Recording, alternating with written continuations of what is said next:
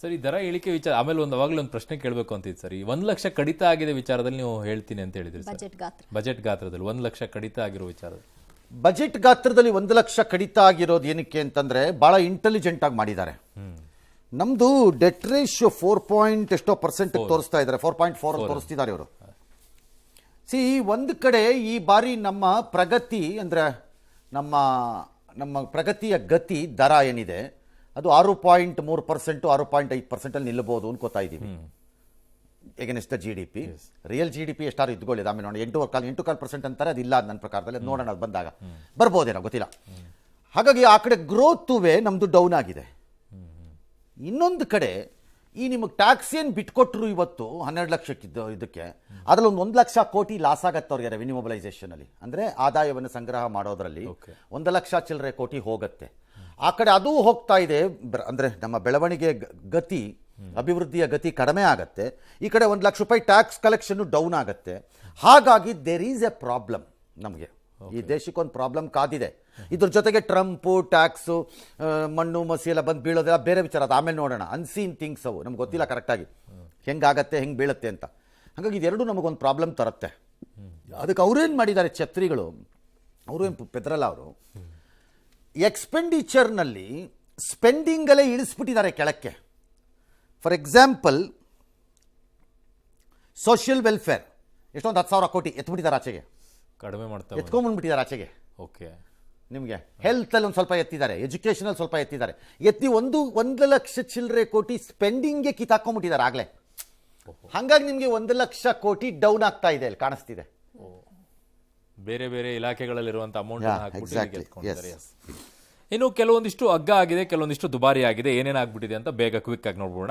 Mobile battery, electrical vehicle, LED, LCD TV, cancer ಔಷಧಿ ಬಹಳ ಮುಖ್ಯವಾಗಿತ್ತು, ವೈದ್ಯಕೀಯ ಉಪಕರಣ, ಮೀನು, ಸಿಗಡಿ ಮತ್ತೆ ಕ್ಯಾನ್ಸರ್ ಔಷಧಿ ಅಂದ ತಕ್ಷಣ ಎಲ್ಲ ಅಲ್ಲ, ಅದರಲ್ಲಿ ಲಿಸ್ಟೆಡ್ ಇರುತ್ತೆ. ಎಷ್ಟೊಂದು 36 ಡ್ರಗ್ಗೋ 42 ಡ್ರಗ್ಗೋ ಎಷ್ಟೋ ಇರುತ್ತೆ, 36 ಮಾಡಿದ್ದಾರೆ, ಅದಕ್ಕೂ ಕೊಡ್ತಾರೆ. ಎಸ್. ಇನ್ನು ಸ್ವದೇಶಿ ಬಟ್ಟೆ, ಅದು ಮೇಕ್ ಇನ್ ಇಂಡಿಯಾ ವಿಚಾರದಲ್ಲಿ ಚರ್ಮದ ಉತ್ಪನ್ನಗಳು ಮತ್ತೆ ಕೋಬಾಲ್ಟ್ ಮತ್ತು ಜಿಂಕ್ ಸೇರಿ ಒಟ್ಟು 12 ಲೋಹಗಳ ಮೇಲೆ ಕಡಿಮೆ ಮಾಡ್ತಿದ್ದಾರೆ. ಲಿಥಿಯಂ ಬ್ಯಾಟ್ರಿ, ಎಲೆಕ್ಟ್ರಿಕ್ ಆಟಿಕೆ, ಎಲೆಕ್ಟ್ರಾನಿಕ್ಸ್ ಉಪಕರಣಗಳು, ಮಾರ್ಬಲ್ಸು, ಚಪ್ಪಲಿ, ಜೊತೆಗೆ ಕೃತಕ ಆಭರಣ, ಸೋಲಾರ್ ಉಪಕರಣ, ಗೂಡ್ಸ್ ವಾಹನ, ಪೀಠೋಪಕರಣ ಇವೆಲ್ಲವೂ ಕೂಡ ಕಡಿಮೆ ಆಗ್ತಾ ಇದೆ. ದುಬಾರಿ ಆಗ್ತಾ ಇರೋದು ಯಾವುದು ಹಾಗಿದ್ದಾಗ ಅದನ್ನು ಕ್ವಿಕ್ ಆಗಿ ನೋಡ್ಬಿಡೋಣ. ಪ್ಯಾನಲ್ ಡಿಸ್ಪ್ಲೇಗಳು ಕಸ್ಟಮ್ಸ್ ಸುಂಕ 20% ಹೆಚ್ಚಳ ಮಾಡಿದ್ದಾರೆ. ಪ್ಲಾಸ್ಟಿಕ್ ಉಪಕರಣಗಳು ಕಸ್ಟಮ್ಸ್ ಸುಂಕ 25% ಹೆಚ್ಚಳ ಮಾಡಿದ್ದಾರೆ. ಟೆಲಿಕಾಂ ಉಪಕರಣಗಳು ಕಸ್ಟಮ್ಸ್ ಸುಂಕ 15% ಹೆಚ್ಚಳ ಮಾಡಿದ್ದಾರೆ.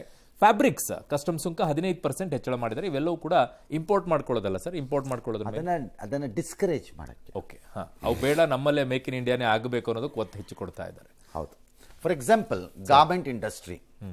ಗಾರ್ಮೆಂಟ್ ಇಂಡಸ್ಟ್ರಿನಲ್ಲಿ ಬಾಂಗ್ಲಾದೇಶದಲ್ಲಿ ಬರ್ತಿರುವಂಥ ಅಸ್ಥಿರತೆಯಿಂದಾಗಿ there is ಎವ್ರಿ ಪಾಸಿಬಿಲಿಟಿ ಸಣ್ಣಕ್ಕೆ ಮೂವ್ ಆದಂಗಿದೆ.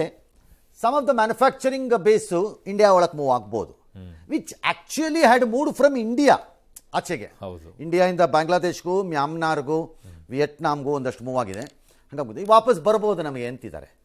ಈ ಕೆಲವೆಲ್ಲ ಏನು ಮಾಡಿದ್ದಾರೆ, ಡಿಸ್ಕರೇಜ್ ಮಾಡೋಕ್ಕೆ, ನಮ್ಮಲ್ಲೇ ಮಾಡೋದನ್ನ ಹೊರಗಡೆಯಿಂದ ಯಾಕೆ ತರಬೇಕು, ಇಲ್ಲೇ ಮಾಡೋಣ ಅಂತ.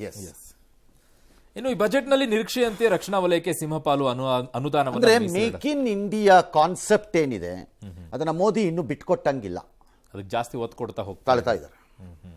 ಓಕೆ, ಸೊ ಇನ್ನು ಆಲ್ಮೋಸ್ಟ್ ಆಲ್ ರಕ್ಷಣಾ ವಲಯಕ್ಕೆ ಜಾಸ್ತಿ ಇದೆ, ಗ್ರಾಮೀಣಾಭಿವೃದ್ಧಿಗೂ ಕೂಡ ಕೊಟ್ಟಿದ್ದಾರೆ. ಹೀಗೆ ಹಲವು ವಲಯಗಳಿಗೆ ಏನೇನು ಕೊಡಬೇಕು ಅವನ್ನೆಲ್ಲ ಕೊಟ್ಟಿದ್ದಾರೆ. ಬಟ್ ಇನ್ನು ಬಜೆಟ್ನಲ್ಲಿ ಮಿಡಲ್ ಕ್ಲಾಸ್ಗೆ ಟಾಪ್ ಕ್ಲಾಸ್ಗಳು ಏನಿದಾವೆ, ಯಾವ್ಯಾವುದಕ್ಕೆ ಯಾವ್ಯಾವ ರೀತಿಯಾಗಿ ಹಂಚಿಕೆಯನ್ನು ಮಾಡಿದ್ದಾರೆ ಅನ್ನೋದನ್ನ ಕ್ವಿಕ್ ಆಗಿ ನೋಡ್ಬಿಡೋಣ. ಸೊ ಕಿಸಾನ್ ಕ್ರೆಡಿಟ್ ಕಾರ್ಡ್ ಸಾಲ ಮಿತಿ 5 ಲಕ್ಷದವರೆಗೂ ಹೆಚ್ಚಳ ಮಾಡಿದ್ದಾರೆ. ಅದು 3 ಲಕ್ಷ ಇತ್ತು. ಹೈನುಗಾರು ಮತ್ತು ಮೀನುಗಾರರಿಗೆ 5 ಲಕ್ಷದವರೆಗೂ ಕೂಡ ಸಾಲವನ್ನ ಕೊಡ್ತಾ ಇದ್ದಾರೆ. ಬೀದಿ ಬದಿ ವರ್ತಕರಿಗೆ 30,000 ಮಿತಿಯ UPI ಕ್ರೆಡಿಟ್ ಕಾರ್ಡ್ ಅಂತ ಹೇಳ್ತಾ ಇದ್ದಾರೆ. ಅದಕ್ಕೆ ಎಷ್ಟು ಇಂಟ್ರೆಸ್ಟ್ ಏನು ಅಂತ ಲೆಕ್ಕಾಚಾರ ಇನ್ನೂ ಕೊಟ್ಟಿಲ್ಲ. ದೇಶದ 200 ಆಸ್ಪತ್ರೆಯಲ್ಲಿ ಕ್ಯಾನ್ಸರ್ ಸೆಂಟರ್ ಅಂತಿದ್ದಾರೆ. ಅದು ಈ ವರ್ಷಕ್ಕೆ ಮಾತ್ರ 2025-26ಕ್ಕೆ ಅವರ ಪ್ಲಾನ್ ಇರೋದು. 5 ವರ್ಷದ ಲೆಕ್ಕಾಚಾರ ಹಾಕೊಂಡಿದ್ದಾರೆ. ದೇಶದ ಎಲ್ಲಾ ಜಿಲ್ಲಾ ಆಸ್ಪತ್ರೆಗಳಲ್ಲಿ cancer day care centre open ಮಾಡ್ತಾರೆ. 36 ಪ್ರಮುಖ ಜೀವರಕ್ಷಕ ಔಷಧಿಗಳಿಗೆ ತೆರಿಗೆಯನ್ನು ವಿನಾಯಿತಿ ಮಾಡ್ತಾ ಇದ್ದಾರೆ. ಎಲ್ಲಾ ಪ್ರಾಥಮಿಕ ಆರೋಗ್ಯ ಕೇಂದ್ರಗಳಿಗೆ ಬ್ರಾಡ್ಬ್ಯಾಂಡ್ ಇಂಟರ್ನೆಟ್ ಅಂತ ಹೇಳ್ತಾ ಇದ್ದಾರೆ. ಎಲ್ಲಾ ಸರ್ಕಾರಿ ಪ್ರೌಢಶಾಲೆಗಳಿಗೆ ಬ್ರಾಡ್ಬ್ಯಾಂಡ್ ಇಂಟರ್ನೆಟ್ ಅದು ಗ್ರಾಮೀಣಗಳಲ್ಲಿ. ದೇಶದ 100 ಜಿಲ್ಲೆಗಳಲ್ಲಿ PM ಧನಧಾನ್ಯ ಕೃಷಿ ಯೋಜನೆಯನ್ನ ಆರಂಭ ಮಾಡ್ತಾ ಇದ್ದಾರೆ. ನವೋದ್ಯಮಕ್ಕೆ 20 ಕೋಟಿಯವರೆಗೂ ಕಡಿಮೆ ಬಡ್ಡಿ ದರದಲ್ಲಿ ಸಾಲವನ್ನ ಕೊಡ್ತಾ ಇದ್ದಾರೆ. 10 ಕೋಟಿ ಇತ್ತದು. ದಲಿತ ಮಹಿಳಾ ಉದ್ಯಮಿಗಳನ್ನು ಪ್ರೋತ್ಸಾಹಿಸುವುದು. ಜಿಲ್ಲೆಯಲ್ಲಿ ಧನಧಾನ್ಯ ಯೋಜನೆ ಅಂತಂದ್ರೆ ಯಾವ್ಯಾವುದೋ ಜಿಲ್ಲೆ ಅಲ್ಲ, ಯಾವುದು ಅಗ್ರಿಕಲ್ಚರಲ್ ಪ್ರೊಡಕ್ಷನ್ ನಲ್ಲಿ ಹಿಂದೆ ಬಿದ್ದಿದೆಯೋ ಟಾಪ್ 100 ಡಿಸ್ಟ್ರಿಕ್ಟ್ಸು ಅಲ್ಲಿ ಹಿಂದೆ ಬಿದ್ದಿರುವಂತ ಜಿಲ್ಲೆಗಳು ಅಲ್ಲಿ. ಓಕೆ, ಸುಮ್ಮನೆ ಯಾವುದೋ ಡಿಸ್ಟ್ರಿಕ್ಟ್ ಅಲ್ಲ, ಮಂಡ್ಯನಲ್ಲ, ಅಲ್ಲೆಲ್ಲ ಆಗ್ತಾ ಇರೋದು. yes. Okay. ಇನ್ನು ದಲಿತ ಮಹಿಳಾ ಉದ್ಯಮಿಗಳನ್ನ ಪ್ರೋತ್ಸಾಹಿಸೋಕೆ 2 ಕೋಟಿಯವರೆಗೂ ಸಾಲವನ್ನ ಕೊಡ್ತಾ ಇದ್ದಾರೆ. ಗಿಗ್ ಕಾರ್ಮಿಕರಿಗೆ ಐಡಿ ಕಾರ್ಡ್ ಮತ್ತು ಇ ಶ್ರಮ್ನಲ್ಲಿ ರಿಜಿಸ್ಟರ್ ಅನ್ನ ಮಾಡ್ಕೊಳ್ಬೇಕು. ಅವರಿಗೂ ಕೂಡ ವಿಮೆಯನ್ನ ಕೊಡ್ತಾ ಇದ್ದಾರೆ. 10,000 ವೈದ್ಯಕೀಯ, 6,500 IIT ಸೀಟ್ ಹೆಚ್ಚಳ ಇದೆ. ಅವ್ರ ಲೆಕ್ಕಾಚಾರ ಎರಡು ಮಾಡ್ಬೋದು. ಮಾಡಕ್ಕೇನು, ಯಾರ ಮನೆ ಗಂಟು ಹೋಗ್ಬೇಕು, ಕಟ್ಟಡ ಕಟ್ಟು, ಬಾಗ್ಲಿಡು, ಬೀಗ ಹಾಕು, ಬೀಗ ಬಿಚ್ಚು. ಪ್ರೊಫೆಸರ್ಸ್ ಎಲ್ಲಿದ್ದಾರೆ, ಹೌದು ಸರ್, ಟೀಚರ್ಸ್ ಎಲ್ಲಿದ್ದಾರೆ? ಬಹಳ IITಗಳಲ್ಲಿ ಹುಡುಗರು ಸೇರ್ಕೊಳಕ್ ರೆಡಿ ಇಲ್ಲ, ಇನ್ಕ್ಲೂಡಿಂಗ್ ಧಾರವಾಡ ಪರಿಸ್ಥಿತಿ. ಎಸ್, ಅಂದ್ರೆ ಬಹಳ ಆಸೆ ಪಟ್ಟು ಸೇರೋ ಪರಿಸ್ಥಿತಿ ಇಲ್ಲ. ನೀವು ಸೀಟ್ ಹೆಚ್ಚಳ ಮಾಡ್ಕೊಂಡು ಹೋಗ್ಬಿಟ್ರೆ ಇದೇನು ಆಶ್ರಯ ಮನೇನಾ?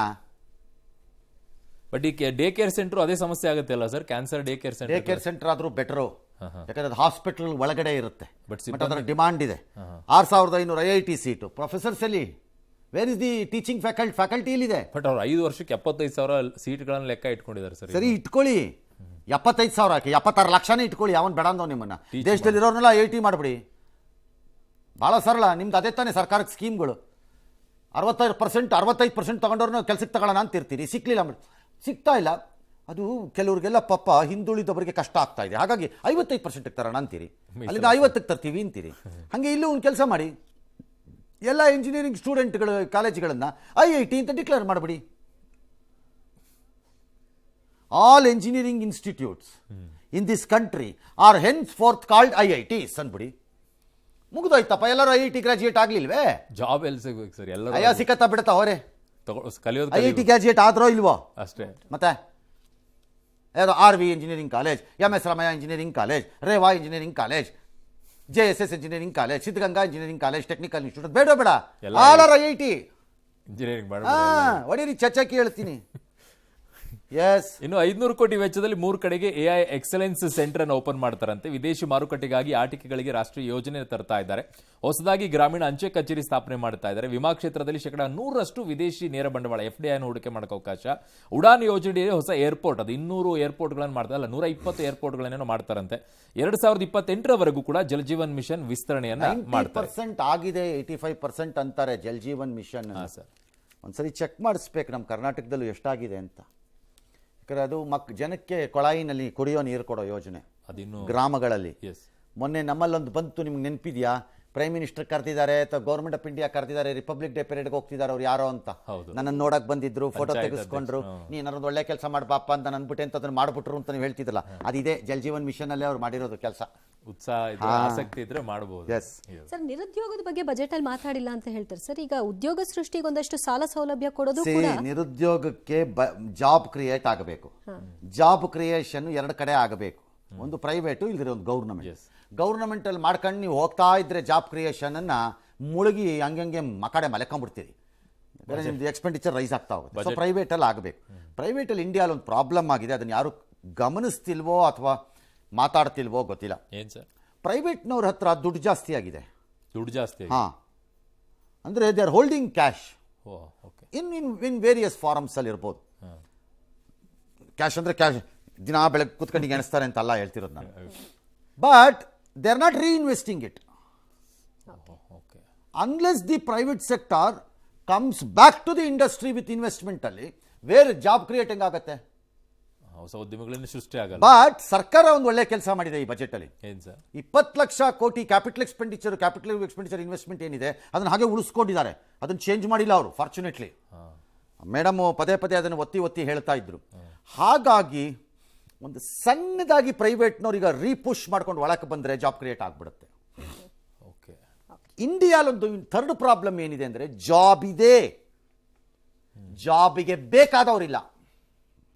ನಮ್ದು ಅದೊಂದು ಪ್ರಾಬ್ಲಮ್ ಇಲ್ಲಿ. ಅಲ್ಲಿ ಸ್ಟ್ಯಾಂಡರ್ಡ್ ಮೇಂಟೈನ್ ಮಾಡೋದೇ ಸ್ವಲ್ಪ ಜಾಸ್ತಿ ಆಗ್ತಾ ಇದೆ. ಸ್ಟ್ಯಾಂಡರ್ಡ್ ಅಲ್ರಿ, ಅಲ್ಲ ಜನ ಪಬ್ಲಿಕ್ ಟಿವಿಗೆ ನೆಟ್ಟಿಗೆ ಕನ್ನಡ ಬರೆಯುವಂಥವ್ರು ಇಲ್ಲ. ಜನ ಇದ್ರೆ ಬರ್ರಿ, ತಗೋತೀನಿ,